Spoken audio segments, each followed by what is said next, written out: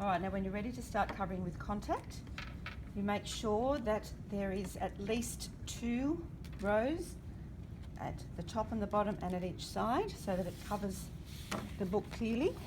You take the piece of contact, fold it in half, get the middle, then using your tip of your finger, just peel back the contact carefully so as to try not to crease it, and you have the half. Now you take the spine of the book and put it on the join, as closely centered as you can so that it's even top and bottom, and then just roll it down. Press it in.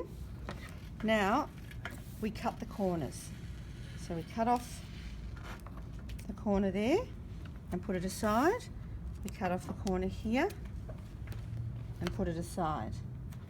Now we have to trim here so that it cut at an angle there at each end. Then we turn it in. So when we lift it up, we make sure we've got the cover. Pull it as firmly as you can.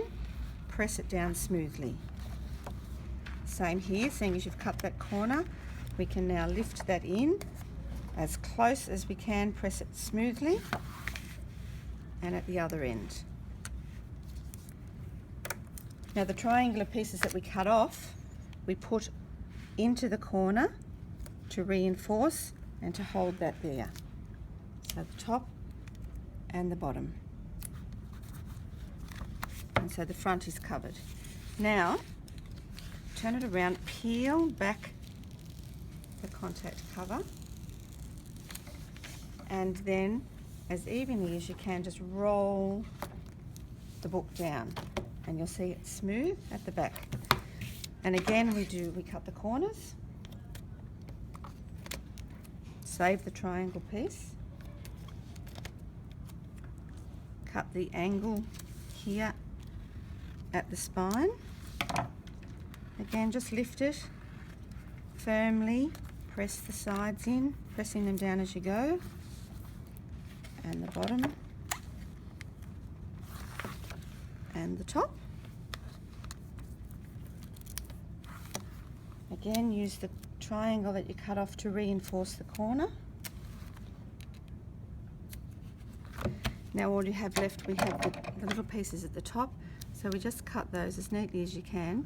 You need to make sure your scissors are sharp, and if they're not, you can make a mess. So just trim that off so there's no pieces for the children to pull at. And again, the other end, just trim. So they're the only 2 pieces that you don't use, those little bits there. That's making a bit of a mess there. And then if there happens to be any bubbles, if you can get a ruler or just something smooth to press it down so that there's no bubbles, because if there are bubbles, that's where it will peel. See how lovely and smooth? So that's as simple as that is. Now that's one that has a spine like that. We'll do a second one. This one is smaller and it has a different binding. So again, we make sure that there's at least 2 rows on each side to be able to turn in.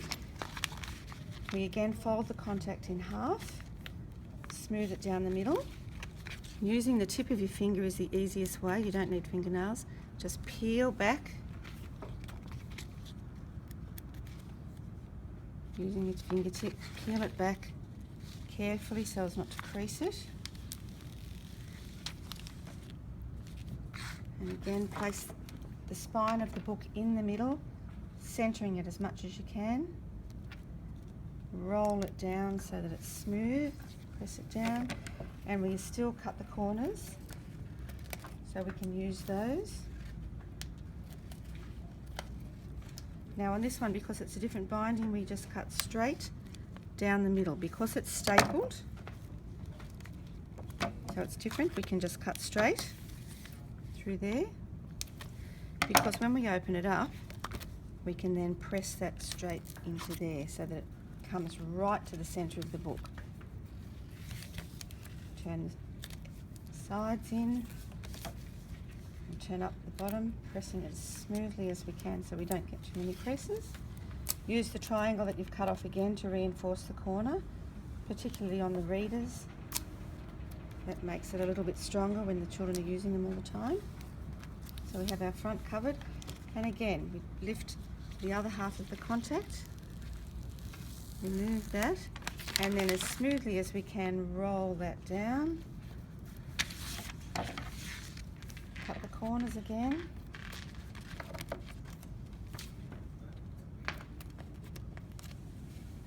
And we don't need to cut a triangle here because we cut the centre there before, so we can use that now. And in as smoothly as we can, right to the centre, and it joins up there. Turn it the end and there. Put the corners on again, the triangles that we cut off to reinforce the corners, and done. No creases, no bubbles, all smooth.